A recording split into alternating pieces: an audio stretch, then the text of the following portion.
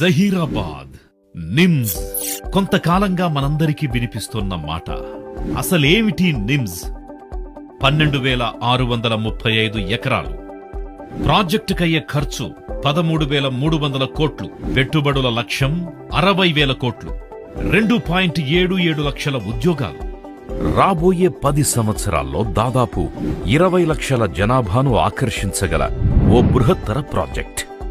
ఈ national investment and manufacturing zone అంటే నిమ్స్, జహీరాబాద్.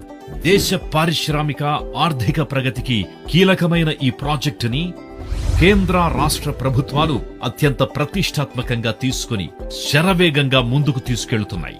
అందులో భాగంగా జహీరాబాద్ ని ముంబై హైవేని అలాగే రీజనల్ రింగ్ రోడ్డును కనెక్ట్ చేస్తూ 100 ఫీట్ రోడ్స్ నిర్మించ తలపెట్టాయి. ఈ కనెక్టింగ్ రోడ్స్ వల్ల ఈ ప్రాంత రూపురేఖలు పూర్తిగా మారనున్నాయి.